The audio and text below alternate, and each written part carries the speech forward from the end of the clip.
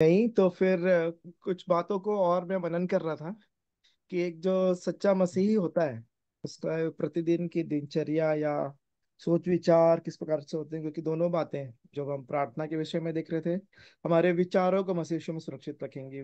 और जब मैं उसको भी बोल रहा था, इब्रानियों 4:12 है, जहाँ पे लिखा है कि परमेश्वर का वचन दो धारी तलवार से बहुत ही चौका, वहां पे लिखा है कि मन के विचारों को जांचता है। तो विचारों में बहुत ही क्या कहते हैं, सब बातें विचारों में ही है। एक जगह मैंने आत्मिक युद्ध के बारे में जो बात चल रही थी, तो प्रभु ने मुझे इतना यही सिखाया कि जो युद्ध है वो विचारों में ही होता है हमारा, कि हम किन बातों को, कौन से विचार को जैसे आदम और हवा भी जब थे वहां पे, तो वो विचार आया कि पहले ये फल खाने में मन भाव बुद्धि देने वाला है और ऐसा, उसमें आकर्षण था, तो फिर विचार किया खाने का। तो पहले विचार होता है फिर एक्शन होता है। तो विचारों को सुरक्षित रखने वाली जो बात है, तो प्रार्थना के द्वारा सुरक्षित होती है और वचन के द्वारा।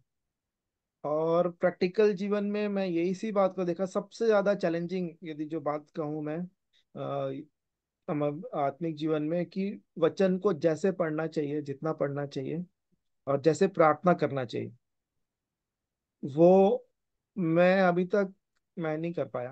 अपने जीवन में आप लोगों की गवाही आप जानते होंगे, मैं अपने बारे में बता रहा हूँ। क्योंकि जितना भी थोड़ा सा भी यदि मैं पढ़ लेता हूँ ना वचन, वो मेरे जीवन के लिए, उस दिन के लिए, मैं तो कहूंगा, जैसे लिखा है ना, प्रतिदिन की रोटी खिलाया कर।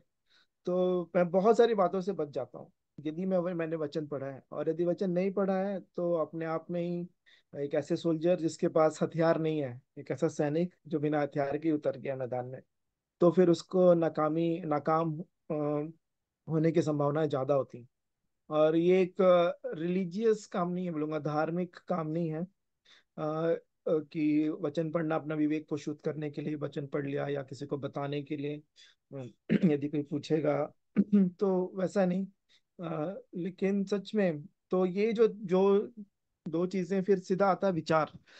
सबसे अधिक अपने मन की रक्षा कर, नीति वचन 4:23, क्योंकि जीवन का मूल स्रोत वही है, वहीं से। और फिर मन के विषय में तो यिर्मयाह 17 में परमेश्वर ने कह दिया कि तुम्हारे मन में तो असाध्य रोग लगा हुआ है और इसे कौन समझ सकता है। लेकिन अगला वचन परमेश्वर ये कहते हैं कि मैं यहोवा मन की जांचता हूँ। लेकिन वहीं पे ही हमारा आत्मिक युद्ध जो है होता रहता है, मैं ये कहूंगा। तो इस बात में कि मन को कैसे शुद्ध रखा जाए, मन को सही दिशा में कैसे जाना जाए, लेके जाया जाए। वचन जानेंगे ही नहीं तो हम कैसे पता करेंगे कि वचन क्या कहता है, परमेश्वर क्या कहते हैं उस विषय के बारे में। और उसमें से ज्यादा खतरनाक और एक बात है, वचन का गलत इंटरप्रिटेशन, आधा अधूरा जब हम इस्तेमाल करते हैं। कि कुछ बातों को जैसे व्हाट्सएप मैसेजेस में या उसमें पूरा वचन नहीं बोला जाता है, या पूरा कॉन्टेक्स्ट जो संदर्भ है, किसको कहा गया है, कब कहा गया है, किस परिस्थिति में कहा गया है, वैसे हम नहीं लेते हैं। सिर्फ एक वाक्य जहाँ पे कि मैं मसीह जो मुझे सामर्थ देता है उसमें सब कुछ कर सकता हूँ।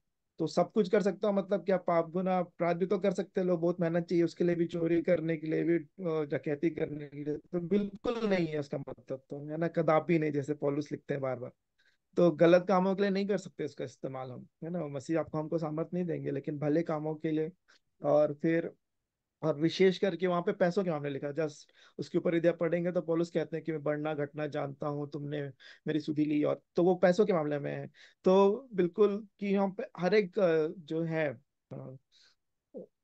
हमारा जो मसीही जीवन है, और कल भी इस बात को देखा था हमने मत्ती 6:24 में, कि तुम दो स्वामियों की सेवा नहीं कर सकते पैसों के मामले में, है ना। एक तो या तो फिर धन है या फिर परमेश्वर है तुम्हारा स्वामी।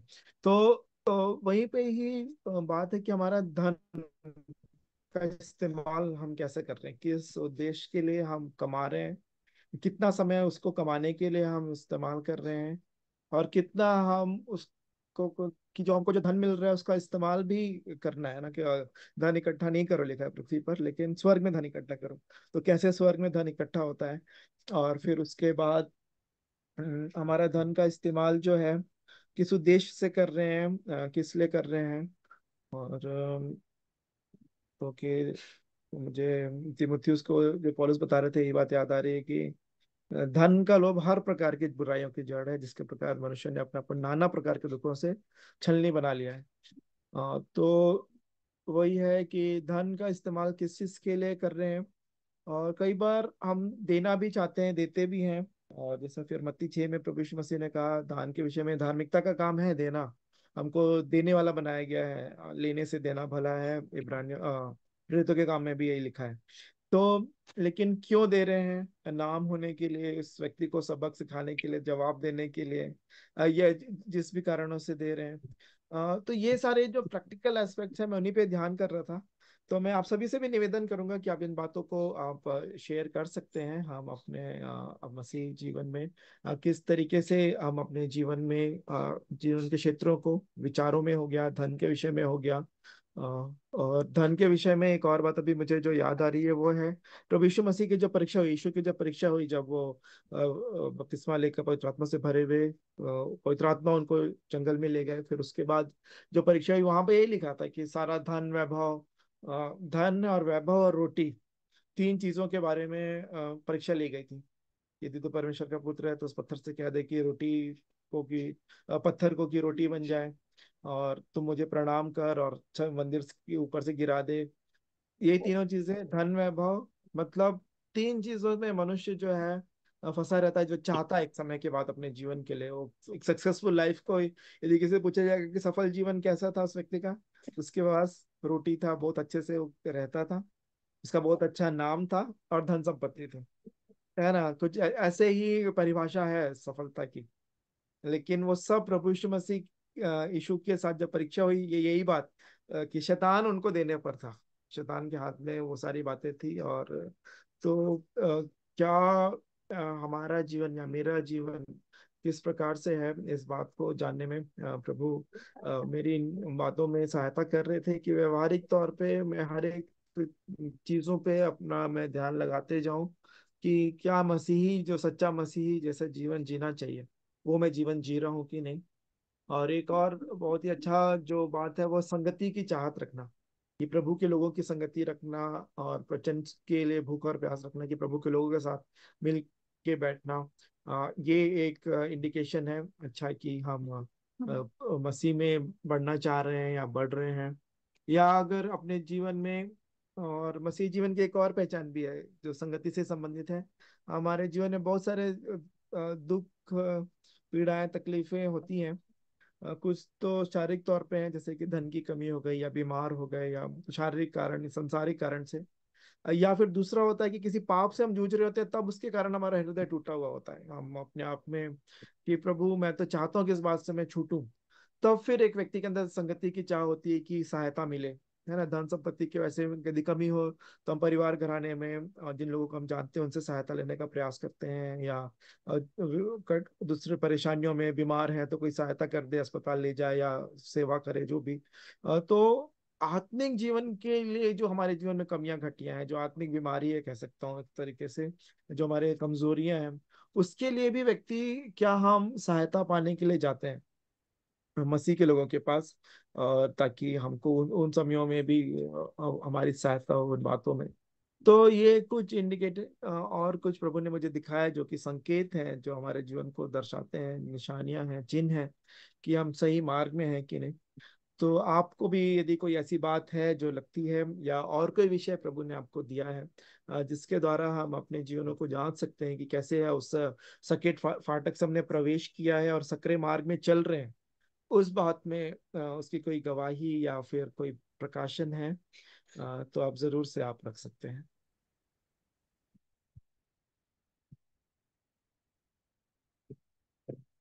अभी मेरा बहुत सारा प्रश्न आ रहा है, वो बोलना चाह रही थी जी जी कि जी, ज्यादा मैं आप ऐसे इतना, मैं बिल्कुल। बहुत अच्छे से नहीं जानती वचन को इतना गहराई से, लेकिन इंटरेस्ट बहुत रहता है मुझे जानने का, समझने का कोशिश में हूँ, और बहुत दिन बाद भी जुड़ी हूँ।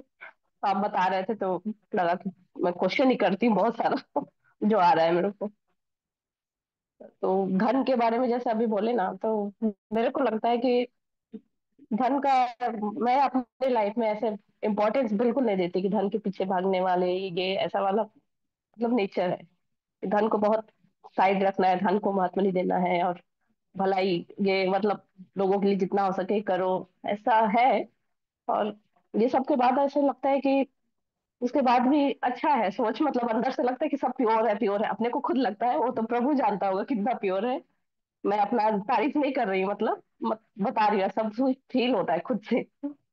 लेकिन फिर भी कभी कभी ऐसे किसी बात पे दुखी हो जाते हैं, और लगता है कि हम तो सबके लिए अच्छा सोचते हैं, ऐसे धन के पीछे भी भागने वाले नहीं है।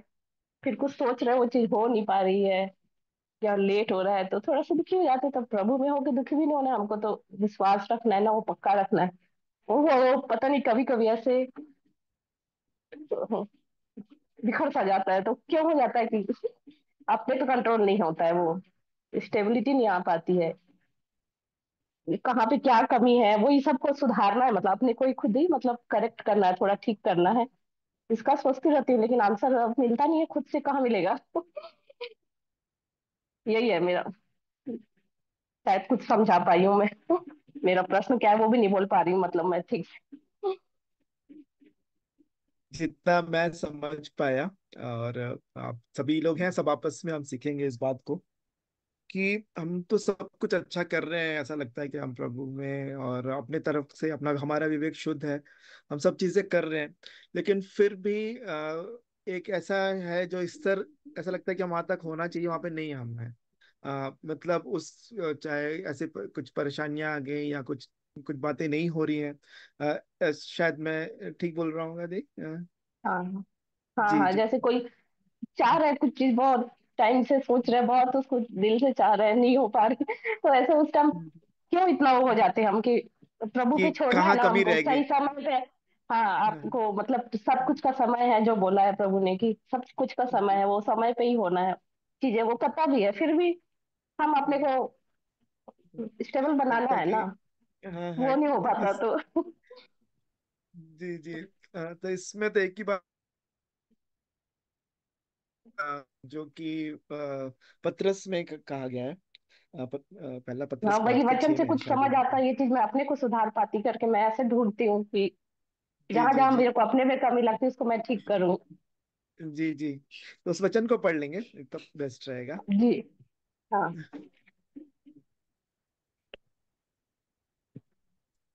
तो पहला पत्रस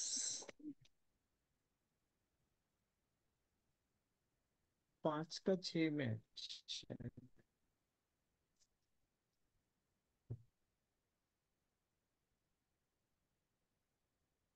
हाँ, यहाँ पे समय के विषय में है। पहला पत्रस पांचवा अध्याय छठवां वचन यहाँ पे लिखा है, इसलिए परमेश्वर के बलवंत हाथ के नीचे दीनता से रहो, जिससे वह तुम्हें उचित समय पर बढ़ाए।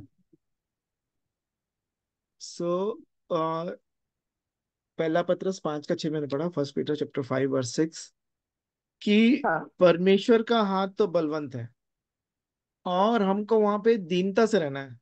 तो यहाँ पे जो मैं अपने जीवन के लिए सीखता हूँ प्रैक्टिकल तौर पे, कि मुझे प्रभु इस समय तक ऐसा हो जाना चाहिए, ये मेरा विचार है। लेकिन दीनता का मतलब है प्रभु आप सही समय जानते हैं मेरा। दोनों चीजों में अंतर है यहाँ पे, कि प्रभु आप मेरा सही समय जानते हैं। यदि आपके लिए एक दिन 1000 वर्ष के बराबर है और 1000 वर्ष एक दिन के बराबर है, तो जितनी देर मैं सोच रहा हूँ कि देर हो रही है मेरे उस काम के होने में, प्रभु के लिए वो देर नहीं है। तो मैं इसी बात से मैं शायद करना चाहूंगा कि उनको उचित समय पता है। हम जब छोटे थे तब भी बाइक चलाने का बहुत शौक था, है ना, 13-14 साल की उम्र में ही, है ना, गाड़ियों को देख के। और लेकिन सरकार ने नियम ठहराया 18 साल, सोच समझ के, कि वो उस समय तक वो समझदारी आ जाएगी, मैच्योरिटी आ जाएगी, उसको संभाल पाएंगे उस चीज को, जिस चीज को हाथ में जो मिलेगी। तो फिर तो उस उदाहरण से कि परमेश्वर को हमारा उचित समय पता है, हम अपना काम करते रहें और उसमें भी दीन हो जाएं, कि हम डिमांड ना करें कि प्रभु मैंने ऐसा कुछ किया है तो मुझे इसके बदले कुछ मिले। ये दीनता की परिभाषा प्रभु ने मुझे सिखाई है, कि कुछ करें तो जैसा कि प्रेरितों के काम में था, कुछ चेले प्रभु यीशु मसीह के नाम के कारण सताए गए थे, है ना, उनको कुछ मारा पीटा गया था, कुछ हुआ था, तो उन्होंने कहा कि हम तो इस बात से आनंदित हैं कि हमको इस योग्य भी समझा गया कि उसके नाम के कारण हम पे कुछ ताड़ना भी पड़ी। तो एक वो कि अच्छा करके भी प्रभु यीशु मसीह ने भी कहा कि जब को तुम अच्छा कर लो, तब भी अपने आप को कहो कि हम निकम्मे दास हैं, कि हम हमको जितना कहा गया था हमने उतना ही किया है। मैं उन वचनों को पढ़ा नहीं रहा हूँ, लेकिन शायद यदि आपको पता होगा ये सारे वचन। तो अ, अभी का जो जीवन है दीदी, मैं जो आत्मिक जीवन में मैं जितना जिन बातों को जानता हूँ, प्रभु ने जितना मुझे सिखाया है, कि जितना अपने आप को यदि हम सोचते हैं कि इस लायक मैं हो गया हूँ, मुझे ये मिलना चाहिए अभी मैं, तो वहां पे एक दीनता की कमी, मैं अपने जीवन के लिए मैं बोल रहा हूँ, कि मुझे फिर लगता है कि नहीं, अ, क्योंकि प्रभु को सब चीज पता है, हमारा उचित समय पता है, हमारे लिए क्या अच्छा है क्या बुरा है, बिल्कुल वो जानते हैं। और हमारे माता पिता जो पृथ्वी के माता पिता, उनसे ज्यादा बेहतर वो, ज्यादा बुद्धिमान वो हैं। तो उन समयों में प्रभु सहायता करते हैं। और एक और बात, जो आज का विषय हमारी कलीसिया में था, जो टॉपिक था, वो है डाउट टू डिवोशन। कि संदेहों में, प्रश्नों के समय में, समस्याओं में, जब हमारे जीवन में जब डर और भय की स्थिति होती है, और विभिन्न प्रकार की चुनौतियों का जब हम सामना करते हैं, उन समयों में भी कैसे प्रभु अपना कार्य करते हैं और वो छुटकारा देते हैं, और उन कई बार परिस्थितियों को बदल देते हैं। नहीं तो परिस्थितियों को नहीं बदलते तो हमको बदलते हैं। उसको मैं अपने तरीके से कह रहा हूँ, वो था यूहन्ना 20वां अध्याय, जो कि यूहन्ना 20 अब निकाल लेंगे तो ज्यादा अच्छा रहेगा। वहां पे थोमा के बारे में लिखा है। थोमा के साथ साथ चेले भी थे, बाकी चेले भी थे जो घबराए हुए थे। प्रभु यीशु मसीह को क्रूस पर चढ़ाया गया था। फिर चढ़ाने के बाद उनको कब्र में गाड़ा गया था। फिर तीसरे दिन वो जी उठे थे। चेले इस समय तक 20 अध्याय के 19 वचन तक जब हम देखते हैं, तो उस समय यीशु से उनकी मुलाकात नहीं हुई थी। उन्होंने मरियम मगदलिनी और जो बाकी जो स्त्रियां जो वहां पे गई थी, मरियम, उनसे सुना था, और खाली कब्र को बस वो देख पाए थे। उन्होंने यीशु को नहीं देखा था, जो वो जीवित हुए थे। तो उनमें उनकी जो स्थिति थी वो यहाँ पे लिखा है, 20 का 19, यूहन्ना 20 का 19। उसी दिन जो सप्ताह का पहला दिन था, संध्या के समय, जब वहां के द्वार जहाँ चेले थे, यहूदियों के डर के मारे बंद थे, तब यीशु आया और उनके बीच में खड़ा होकर उनसे कहा, तुम्हें शांति मिले। तो चेलों की स्थिति यही है कि हमने अपने प्रभु को, जिसको हमने अपना गुरु माना था, जिसके पीछे हम चल रहे थे 3.5 साल से, उनको क्रूस पे ऐसे दर्दनाक मौत दी गई थी। आ, वो उनके दृष्टि में उस समय की ऐसी स्थिति होगी, तो प्रभु यीशु मसीह ने स्वयं अपनी इच्छा से अपने आप को बलिदान होने के लिए हमको दिया था। लेकिन नजर ऐसे आ रहा है मनुष्य के तौर पे यदि देखेंगे चेलों के, उससे आगे हम समझें तो उनको क्रूस पे मारा गया था। और फिर उसके बाद वो कब्र में डाल दिए गए थे। और कब्र जब वो उनको ढूंढने गए तो उनकी लोथ भी उनको नहीं मिली थी। तो एक स्थिति लिखी थी, यहूदियों के डर के मारे बंद थे, बहुत ज्यादा डरे और सहमे हुए थे। लेकिन उस समय में प्रभु यीशु मसीह आ गए, है ना। और यहाँ पे लिखा, यीशु उनके बीच में खड़ा होकर उनसे कहा, तुम्हें शांति मिले। और वहां पे फिर प्रभु यीशु मसीह को द्वार खटखटाने की आवश्यकता नहीं थी, बंद दरवाजे के अंदर भी वो आ गए थे। तो प्रभु हमारे, जहां पे हमारी आवश्यकता है, जहां पे हम डरे सहमे हुए हैं, जहां पे हमारी शंकाएं हैं, वहां पे आके वो अपनी ज्योति को, अपनी शांति को हम पे वो प्रकट करते हैं। और माध्यम है उनका वचन। वचन जितना जाएगा, हाँ, तेरे वचन के खुलने से प्रकाश होता है। वचन पढ़ते रहते हैं, लेकिन उसका खुलना होता है, मतलब जब प्रकाशन आता है, जब उसका समझ आती है आत्मा के द्वारा। तो वचन और पवित्र आत्मा हमको इन बातों में, यदि आप व्यक्तिगत तौर पे हैं, अकेले हैं, तो हमारी वहां पे वो सहायता करते हैं।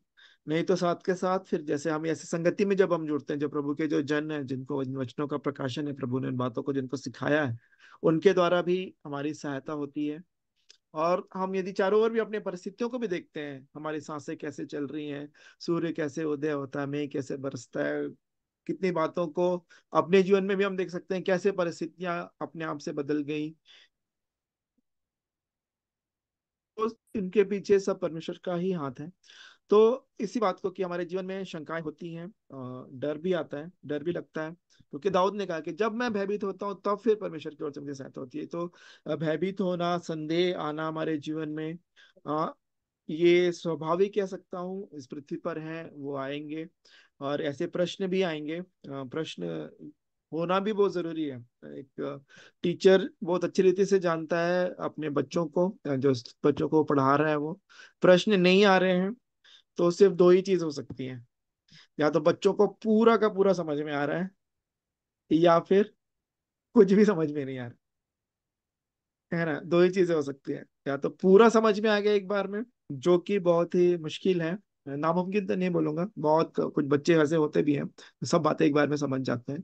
लेकिन कुछ बच्चों को बार बार, या बहुत सारे बच्चों को है बार बार आधा अधूरा थोड़ी थोड़ी बात हम सीखने पाते हैं, तो फिर प्रश्न उठता है कि हम उन बातों को पूरा जाने। तो प्रश्न होना बहुत अच्छी बात है, होना भी चाहिए, लेकिन उसका उत्तर भी पाके हमको और भी बढ़ते आगे जाना है। सो यहाँ पे आज का वचन यही था।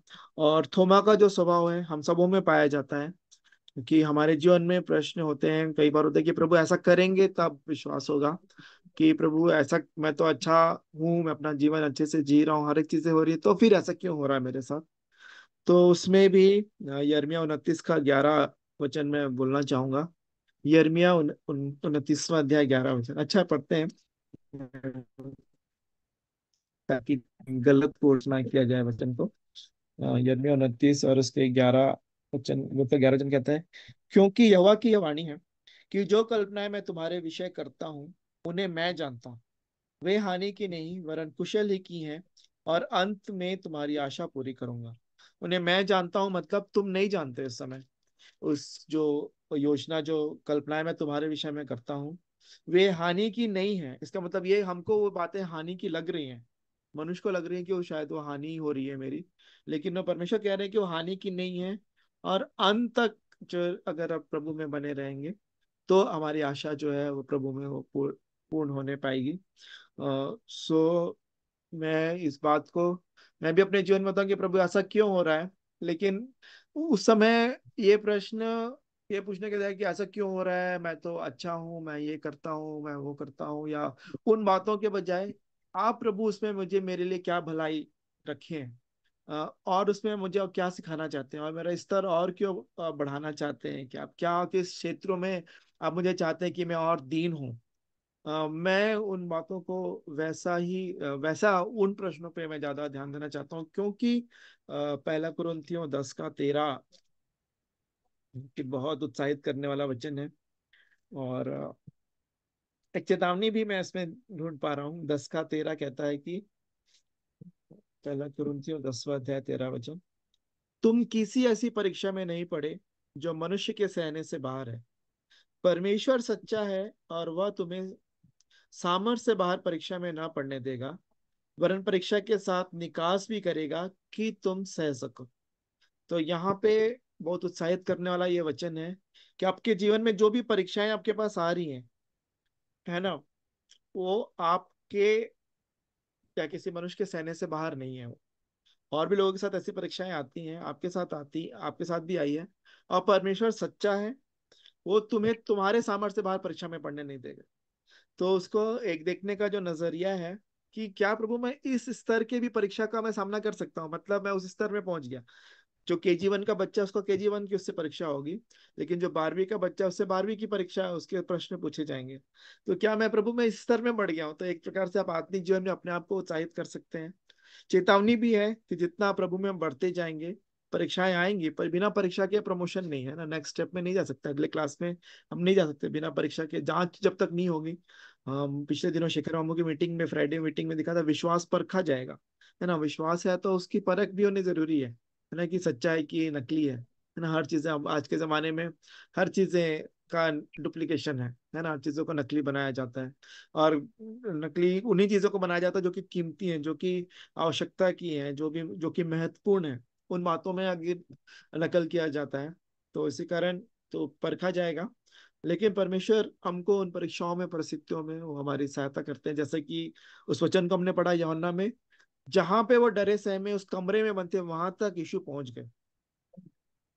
उनके उस परीक्षा के डर के समय में, उन प्रश्नों के समय में, अनिश्चितता के समय में आगे क्या होगा, वहां पे प्रभु पहुंच के उन्होंने उनको अपनी शांति दी, है ना। तुम्हें शांति मिले, फिर से वो हृदय की बात है, हृदय में शांति होती है। परिस्थितियां चारों तरफ हैं, लेकिन तब भी मसीह की शांति तुम्हारे हृदय में वास करे, ऐसा पौलुस भी कहते हैं। सो इन इन बातों में मैं यही सीखता हूँ कि प्रभु से हम प्रश्न नहीं कर सकते। अब मुझे एक और वचन याद आ रहा है दानियल का। जब नबूकदनेस्सर राजा को परमेश्वर ने उसको परशु समान बना दिया था, तो जब उसको फिर जब वापस होश आया था, तब उसने एक गवाही दी थी। नबूकदनेस्सर राजा उस समय जो कि सारे पृथ्वी का जितना था साम्राज्य, बहुत बड़ा बेबीलोन का साम्राज्य का वो मालिक था, लेकिन जब उसने उसको जब होश आया, तो उसने इस बात को कहा था। ये लिखा है दानियल उसके चौथे अध्याय में।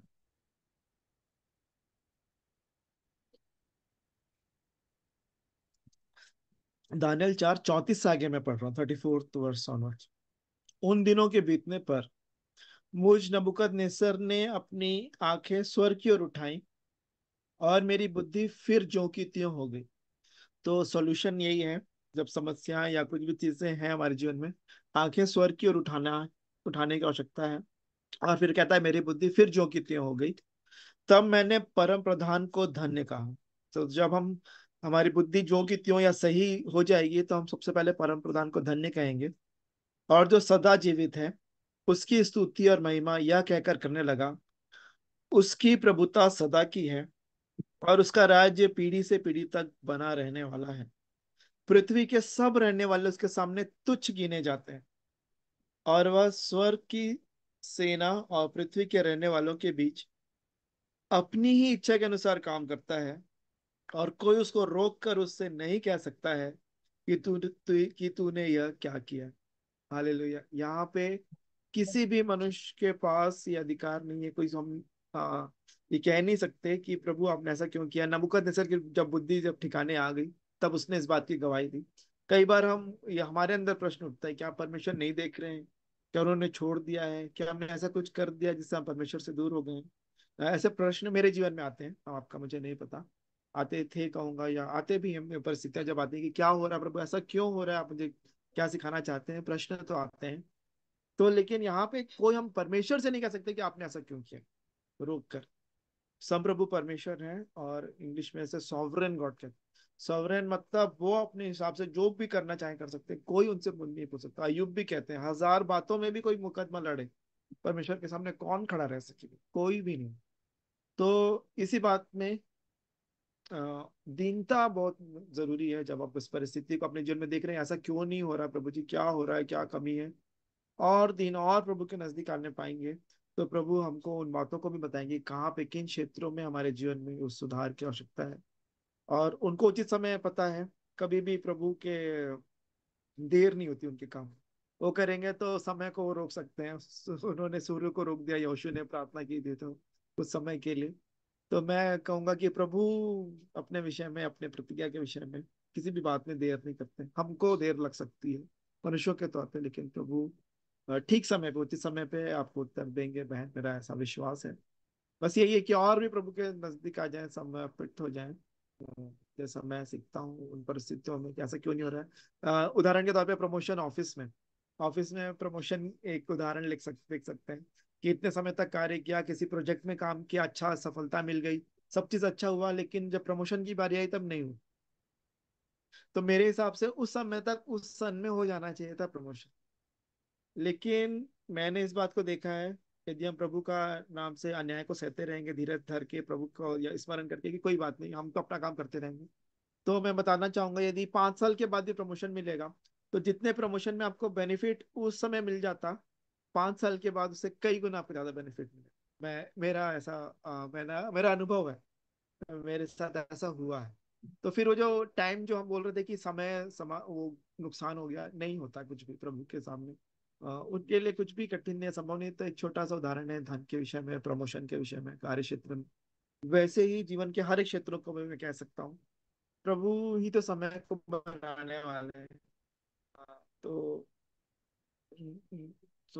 इस इन बातों से मैं इन समयों में मेरी सहायता होती है कि प्रभु पे मैं कैसे पूर्ण भरोसा रखूं, बलवंत हाथ के नीचे दीनता से मैं रहूं, क्योंकि उनको मेरा ध्यान है, उचित समय पर वो मुझे पढ़ा दे।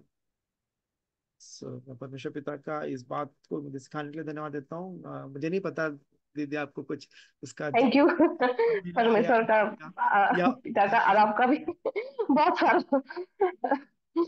पढ़ते जाने से बहुत सारे वही क्वेश्चन आने से पढ़ते भी हैं, फिर क्लियर भी हो जाता है, फिर अपनी सारी कमियां दिखने लग जाती है साथ साथ, कि हाँ क्या जी हो रहा है, जी कमी कहाँ पे हो रही है। सारा दिखने जी लगता है पूरा। जी। किसी प्रचारक ने तो कहा, और शायद वो बात वचन बिल्कुल से सही दूरी, है। यही डर फिर हम में आने लगता है, थोड़ा सा दूरी होगा तो वो डर अंदर, वो शांति चली खोने लगती है, और वो डर हावी होने लगता है, वो होने लग जाता है, यही है पूरा रीजन। फिर खुद ही समझ आ जाता है ये चीज।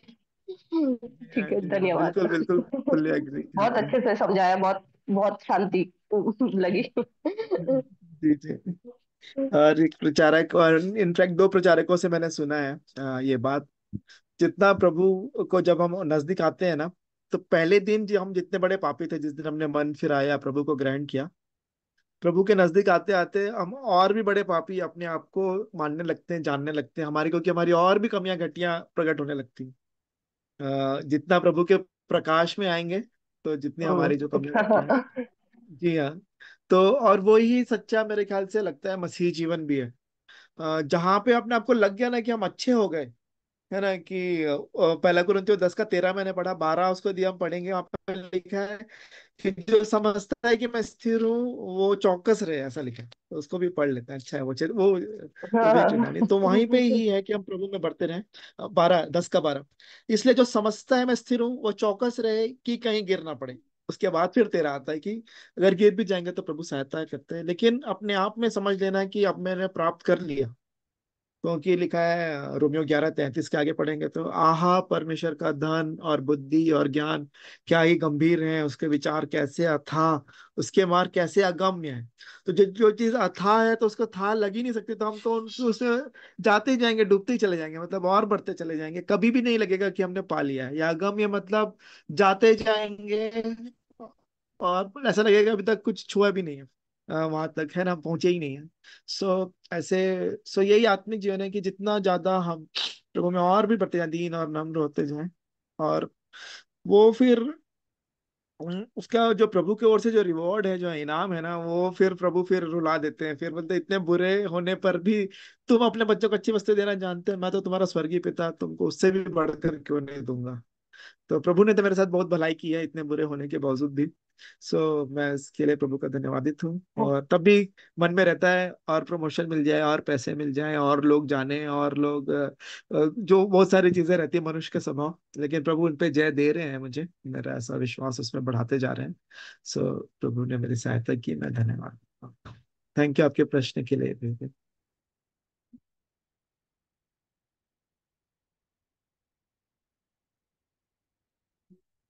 तो और भी यदि कोई कुछ कहना चाहते हैं, अंजना दीदी, धीरज भैया हैं साइड में मुझे लग रहा है, और शालोम, नमस्कार प्रभु यीशु मसीह में, और आशीष भैया, सुनीता दीदी भी हैं शायद।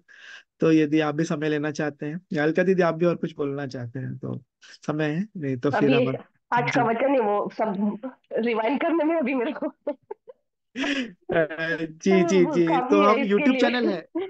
जी जी हाँ। जी, यूट्यूब चैनल में हम डालते हैं दीदी, हम्म ब्लेस्ड फैमिली नाम से है, यदि आपको हम्म। पता होगा तो मैं उस पर रिकॉर्डिंग को अपलोड कर दूंगा, ताकि हम वचन सुनते रहें और प्रभु में और बढ़ते जाएं। इसको, हेलो। जी भी, आपकी आवाज आ रही है।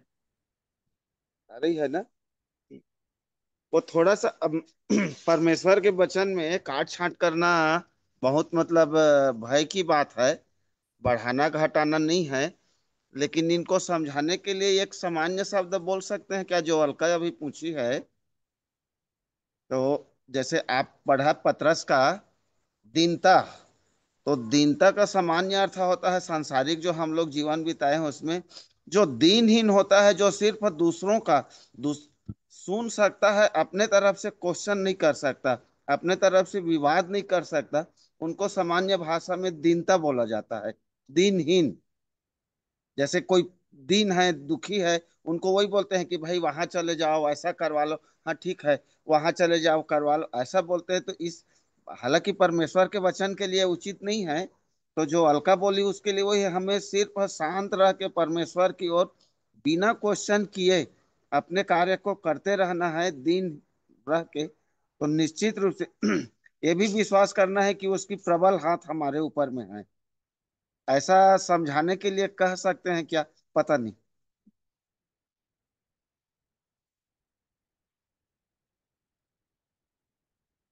हेलो। जी हाँ भैया, यही है। और दीन मतलब प्रभु के सामने दीन होना, वो जो कह रहे हैं, हाँ कि हाँ, प्रभु प्रभु जी के आप जैसा कह रहे हैं वही है, कि हम मतलब रुको।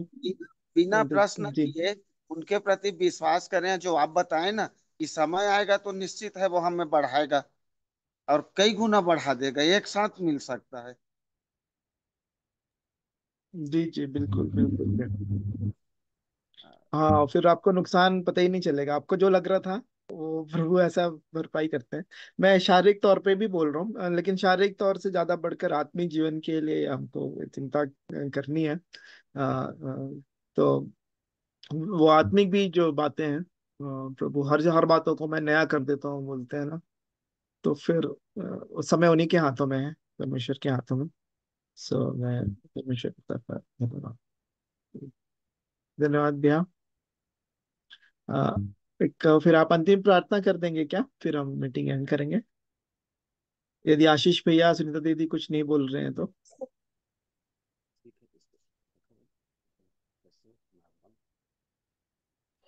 सबको ठीक है। शालोम, जय मसीह। शालोम दीदी चैनल।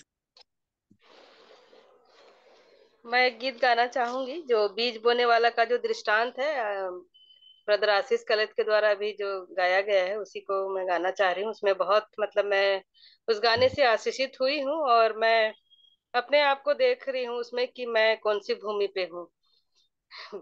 तो उस गाना को मैं गाना चाहूंगी।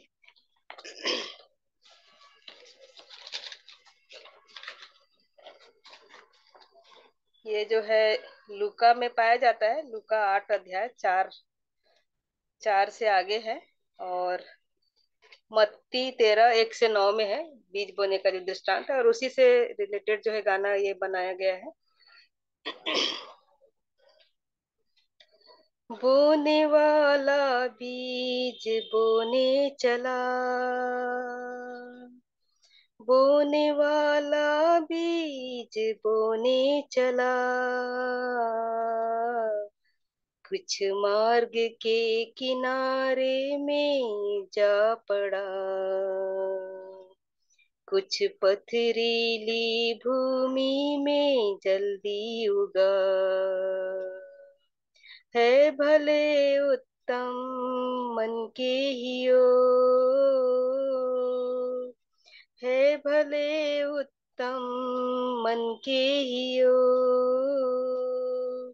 गहराई में जाके जो उग गया, जिसने अपने मन में वचन को रखा, बोने वाला बीज बोने चला, बोने वाला बीज बोने चला,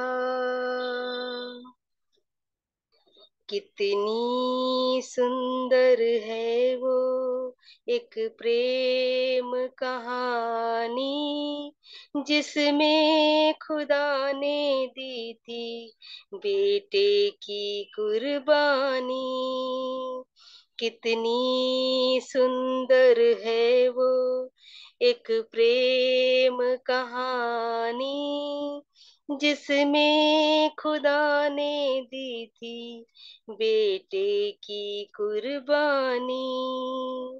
अब दूर क्यों रहूं मैं यीशु की दीवानी, बहता लहू है मुझसे मोहब्बत की निशानी, टूटा सा वो बदन बीज बना, गेहूं का दाना वो ऐसे बना, भूमि में पड़ के जो मर गया, गहराई में जाके जो गड़ गया, बोने वाला बीज बोने चला, बोने वाला बीज बोने चला, इल्जाम उसके सर पे हमने यूं लगा दिया, जुल्मो सितम को उस पे हमने यूं ढा दिया। चुपचाप वो खड़ा था, सिर को झुका लिया, उद्धार करता यीशु दुख को उठा लिया, दुख को उठा लिया। कैसे हवा चली थी यहोवा के विरोध में, सब एक हो गए थे यहोवा के विरोध में। कोई नहीं खड़ा था यहोवा की ओर से, बस एक कलवरी थी यहोवा की जोर से, यहोवा की जोर से।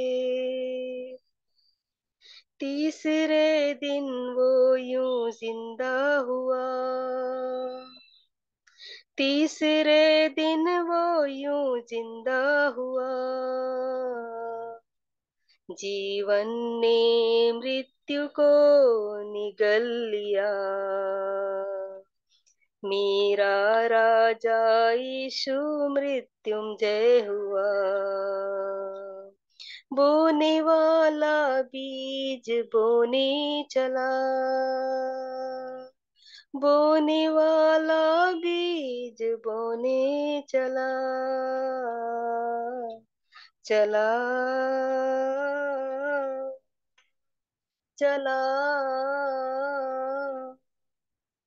चला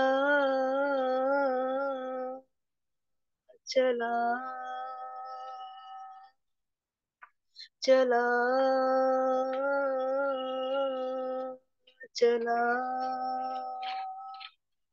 क्योंकि परमेश्वर ने जगत से प्रेम रखा, उसने अपना एकलौता दे दिया, ताकि जो कोई विश्वास करे वो नाश होने से बचे, अनंत जीवन को पा जाए, अनंत जीवन को पा जाए, अनंत जीवन को पा जाए।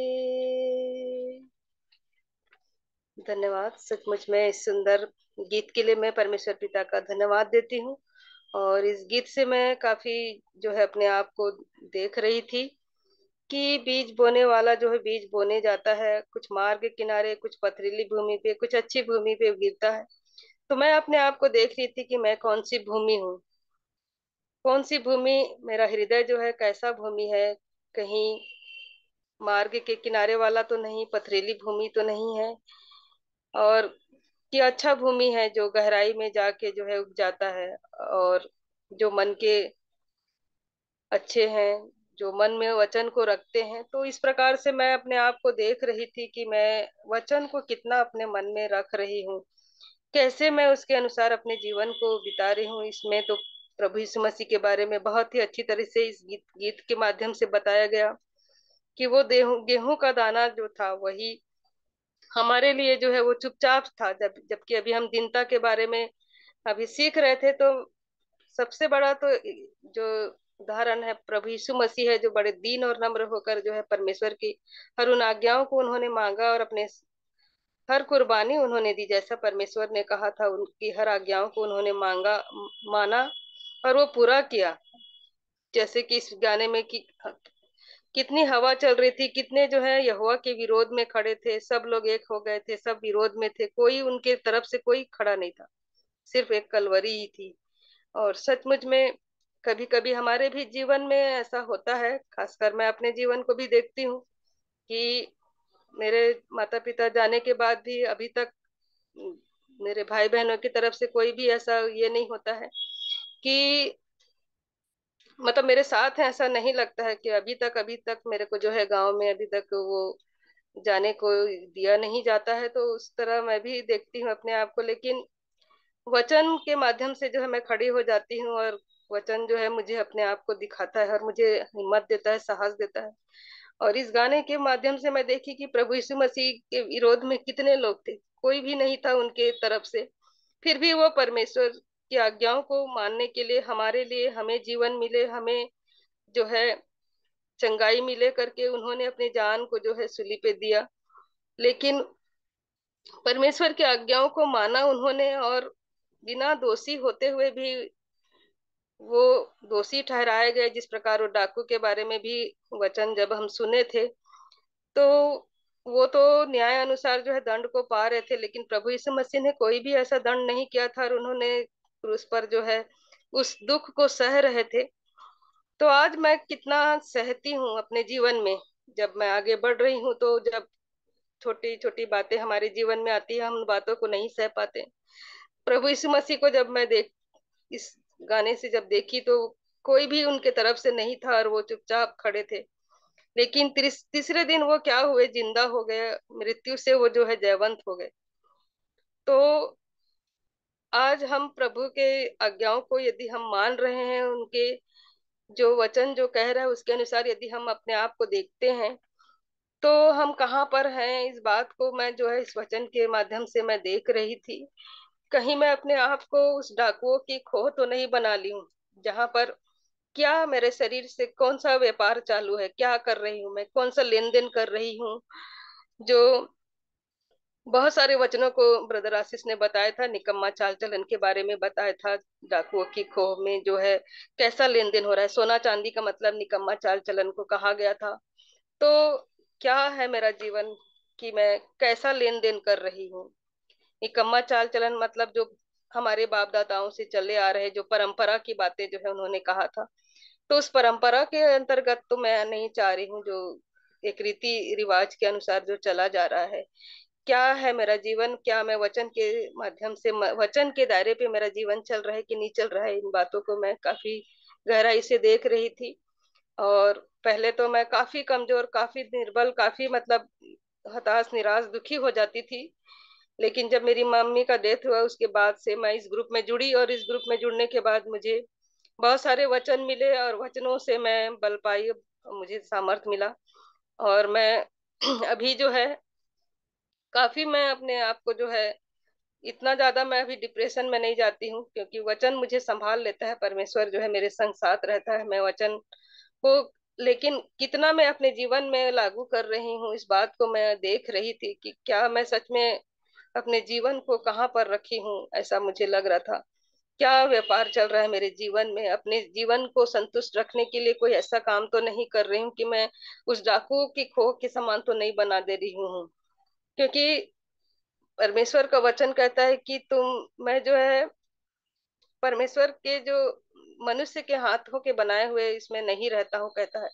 तो हमारा शरीर ही जो परमेश्वर का मंदिर है, तो जब परमेश्वर का मंदिर हमारा शरीर है, तो मेरा शरीर उस मंदिर में परमेश्वर का आत्मा रहने के योग्य है कि नहीं, इस शरीर को मैं अपने आप को जांच रही थी।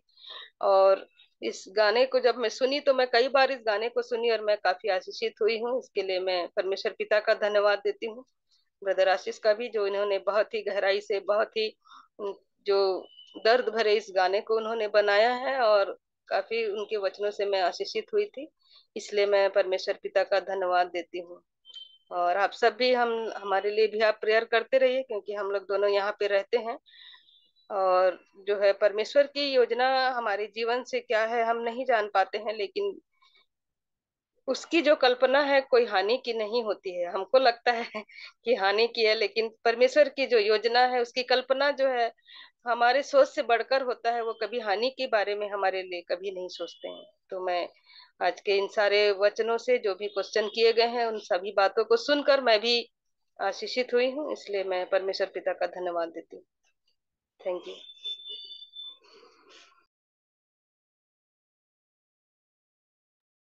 थैंक यू दीदी। दीदी आप ही से निवेदन है, अंतिम प्रार्थना में अगुवाई कर दें, फिर मीटिंग एंड करेंगे। अलका चलिए। दीदी कुछ पूछने तो अवसर है जी। हाँ, मैं एक रिक्वेस्ट था मेरा बेटे का। अगले संडे को नीट का पेपर है, तो उसके लिए थोड़ा प्रेयर करेंगे। जी जरूर। आ, अगर नाम बता सकते हैं तो नाम सहित भी प्रेयर कर लेंगे अभिनव उनके भारती। लिए। अभिनव अभिनव भारती। अभिनव भारती। भारती भारती। भाटी। अभिनव भाटी जी के लिए, वो नीट का एग्जाम है नेक्स्ट वीक, सो उनके लिए भी दीदी प्रेयर करेंगे। अभिनव भारती।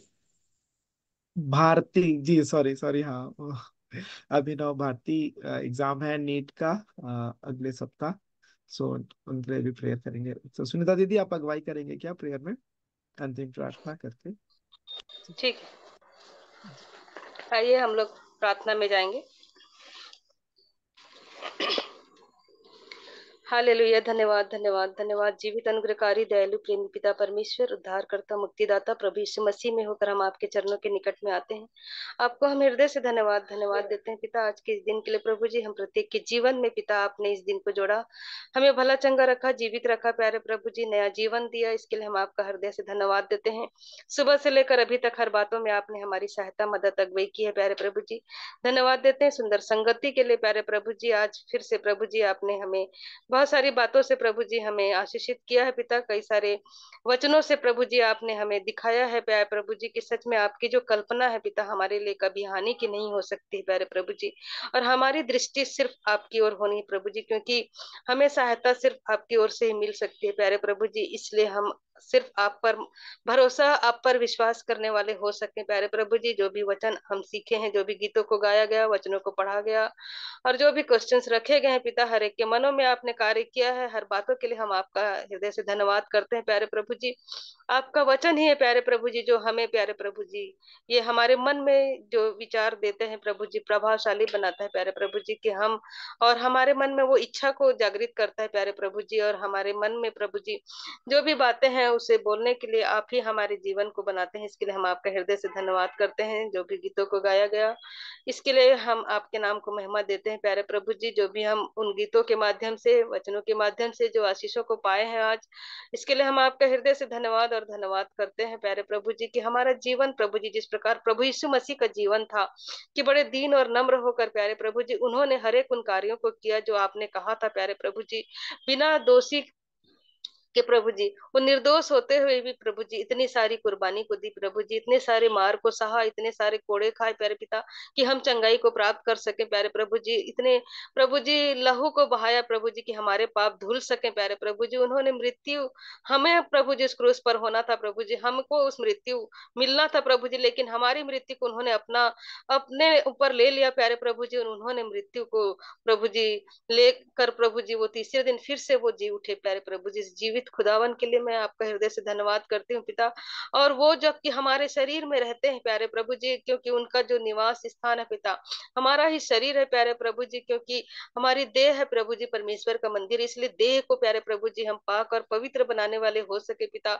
हमारा उठना बैठना, हमारा चलना फिरना, हमारी बातें, हमारी सोच, हमारी कल्पनाएं प्रभु जी सब कुछ आपके समक्ष ग्रहण योग्य होने पाए प्यारे प्रभु जी। हमारे सर के बाल से लेके पैर के नाखून तक प्यारे प्रभु जी, किसी भी अंग से प्रभु जी यदि कोई गलती पाप अपराध हुए हैं, दया करके आप क्षमा करें प्यारे प्रभु जी, क्योंकि प्यारे प्रभु जी आपने प्रभु जी कहा है कि भजन संहिता में प्यारे प्रभु जी कि आप हमारे सारे अधर्म को क्षमा करने वाले हैं, हमारे हर एक रोगों को चंगा करने वाले खुदावन है प्यारे प्रभु जी। इसलिए हम आपका हृदय से धन्यवाद करते हैं प्रभु जी। हमारे हर एक उस अंग प्रभु जी आपको धन्य कहने वाले हो सके, आपके हर एक उपकारों को हम भूलने वाले ना हो प्रभु जी, बल्कि हम उसके लिए हर पल हर क्षण प्रभु जी हम आपको धन्यवाद देने वाले हो सके, क्योंकि आप हमारे सोच से बढ़कर प्रभु जी हमारे जीवन में हर एक उन बातों को, उन कार्यों को, उन आशीषों को हमारे जीवन में आप देते हैं पिता जो हम सोच भी नहीं पाते हैं प्यारे प्रभु जी, हम सोचे भी नहीं रहते हैं। ऐसे ऐसे कार्यों को हमारे जीवन में आप कर दिखाते हैं प्यारे प्रभु जी, क्योंकि आपकी कल्पनाएं प्रभु जी बहुत ही अनमोल है पिता। हमारे जीवन को आप बहुत ही अच्छा बनाना चाहते हैं प्यारे प्रभु जी। हमको लगता है प्यारे प्रभु जी कि हम कहीं पर गलत है, हम हानि के, हम हमारा सोच जो ऐसा होता है प्रभु जी, लेकिन आपकी कल्पनाएं हानि की कभी नहीं होती प्रभु जी। आप हमारे लिए अच्छा ही सोचते हैं प्यारे प्रभु जी। हमारे जीवन में प्रभु जी कुछ चीजों को हम मांगते हैं, भले ही समय जरूर लगता है, लेकिन वो समय पे पूरा कर ही देते हैं प्यारे पिता। इसके लिए हम आपका हृदय से धन्यवाद करते हैं प्रभु जी। होने दीजिए कि हम प्रत्येक के जीवन में वो धीरज को कार्य करने का अवसर दीजिए प्रभु जी, कि यदि हम प्यारे प्रभु जी कुछ मांगते हैं और नहीं मिलता है, तो हमें धीरज धरना है प्यारे प्रभु जी, उस धीरज को कार्य करने का हमें अवसर देना है प्यारे प्रभु जी। इसलिए होने दीजिए प्यारे प्रभु जी, क्योंकि आप भी पिता हमें हर पल हर क्षण अवसर पे अवसर हमें दे रहे हैं प्यारे प्रभु जी, कि हमारा जीवन सुधर जाए, हम मन को फिरा सके, हम उन जो भी हमारे जीवन में प्रतिदिन कहीं ना कहीं पर हम चूक जाते हैं प्यारे प्रभु जी, उसके लिए आप हमें हर दिन अवसर देते हैं प्यारे प्रभु जी। और प्यारे प्रभु जी हम कि हम अपने मन को फिरा सके प्यारे प्रभु जी। इसलिए होने दीजिए प्यारे प्रभु जी कि हम अपने जीवन को पूरी तरह से आपको समर्पित करने वाले हो सके। हमारे जीवन के हर एक उन क्षेत्र को आपके हाथ में सौंपते हैं जहां कहीं से भी गलती हो जाती है प्यारे प्रभु जी। खासकर हम अपने होठों को, अपने आंखों को, अपने कानों को, अपने हृदयों को आपके पवित्र लहू से प्रभु जी हम बांधते हैं प्यारे प्रभु जी, क्योंकि हमारे होठ ही से प्रभु जी कई सारी गलतियां हो जाती, कई सारी बातों को हम ऐसे कह जाते हैं जो नहीं कहना चाहिए प्यारे प्रभु जी। होने दीजिए पिता, आज यहाँ पर जितने भी जुड़े हैं प्रभु जी, कई सारे भाई बहन नए दिख रहे हैं प्रभु जी, जो पहले जुड़ते थे प्रभु जी, लेकिन आज उनके मनों में आज कार्य किया है, आज फिर से एक अवसर उनको दिया है पिता। और जो भी उनकी इच्छाएं है पिता, उन्हें आप पूरा करिए प्रभु जी। प्रभु जी जिस भाई के भी एग्जाम है पिता, जो नीट का एग्जाम देने वाले हैं प्यारे प्रभु जी, उनके लिए हम प्रार्थना करते हैं प्यारे पिता। जो भी तैयारी वो कर रहे हैं प्यारे प्रभु जी, होने दीजिए पिता, उन्हें ज्ञान बुद्धि समझ दीजिए प्रभु जी, ताकि वो अपने एग्जाम को अच्छी तरह से लिख सके अच्छे से प्यारे प्रभु जी। उन्हें स्मरण दिलाइए पिता, उनके विवेक को खोलिए, ताकि प्रभु जी एग्जाम लिखते समय में प्यारे पिता जो भी प्रश्न आए उस प्रश्न का उत्तर अच्छी तरह से लिखने वाले हो सके प्यारे प्रभु जी। हम प्रार्थना करते हैं प्यारे प्रभु जी, यहाँ पर आज जितने भी लोग जुड़े हैं, जितने भी वचन को सुने हैं, जो भी गीतों को सुने हैं प्यारे प्रभु जी, और आपकी संगति में सहभागी होने का आपने अवसर दिया है, इसके लिए हम आपका हृदय से धन्यवाद करते हैं। आने वाले समयों में भी प्रभु जी आप हर एक के मनों को उभारे प्यारे प्रभु जी, और जो लोग भी नहीं जुड़ पाए हैं उनके भी आप कारणों को जानते हैं पिता, जहाँ कहीं भी है आप उनकी सहायता मदद अगुवाई करिए प्रभु जी। हर दुख तकलीफ बीमारी से आप हर एक को बचा करके रखे पिता।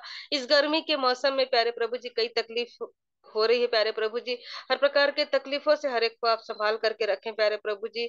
और होने दीजिए प्यारे प्रभु जी कि जब हम आपके वचन में लिपटे रहते हैं पिता, हमारे जीवन में किसी भी प्रकार की आप कोई भी परेशानी, कोई भी चिंताएं, कोई भी बीमारी को आने नहीं देते हैं। इसके लिए हम आपका हृदय से धन्यवाद धन्यवाद करते हैं प्यारे प्रभु जी। जो समय हम आपको दे रहे हैं प्यारे प्रभु जी, होने दीजिए कि पिता ये समय हमारे लिए व्यर्थ न जाने पाए। जो भी आज वचन को हम सूखे सुने हैं और जो भी सीखे हैं पिता, उस पर मनन करने वाले हो सके प्यारे प्रभु जी। और उस वचन के थ्रू हमें आप क्या बताना चाह रहे हैं, उन बातों को हम ठीक ठीक समझ कर प्यारे पिता अपने जीवन में पिता अपने आप को देख सके कि हम सच में उस वचन के अनुसार हम चल पा रहे हैं कि नहीं प्रभु जी। होने दीजिए प्यारे प्रभु जी, इस रात की बेला में प्यारे प्रभु जी हम प्रत्येक को आपने संभाला है, आगे के पलों में भी प्रभु जी हमें आप संभाले प्रभु जी। इस रात में हमें मीठी नींद दीजिए, हर प्रकार के डर भय से, बुरे सपनों से, बुरे ख्यालों से, नाना प्रकार के जहरीले कीड़े मकोड़ों, सांप बिच्छुओं से आप बचा करके रखें प्यारे प्रभु जी। और हमें अच्छे सपने, अच्छे दर्शन दिखाइए प्यारे प्रभु जी, ताकि हम प्यारे पिता हम आपके उस राज्य में प्रवेश होने के योग्य होने पाए प्यारे प्रभु जी। सारी बातों के लिए हम आपका हृदय से धन्यवाद करते हैं, और अपने घर के हर एक प्रियो को भी जो विभिन्न जगहों में रहते हैं पिता, उनको भी आपके हाथों में हम सौंपते हैं पिता। और इस ग्रुप के हर एक छोटे बड़े बुजुर्ग सभी को आपके हाथों में सौंपते हुए इस प्रार्थना को उद्धार करता मसीह यीशु के नाम से मांग लेते हैं, आमीन। आमीन। आइए हम प्रभु की प्रार्थना एक साथ कर लेंगे। अपने माइक्स को हम सभी ऑन कर सकते हैं और प्रभु की प्रार्थना कर लेंगे।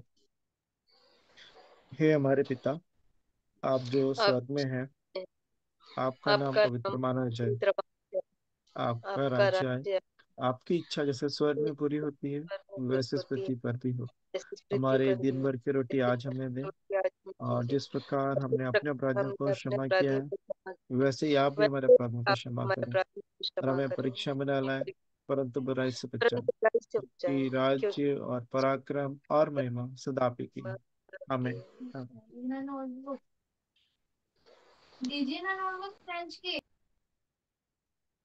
सबको शालोम, जय मसीह की। शालोम दीदी, जय मसीह की।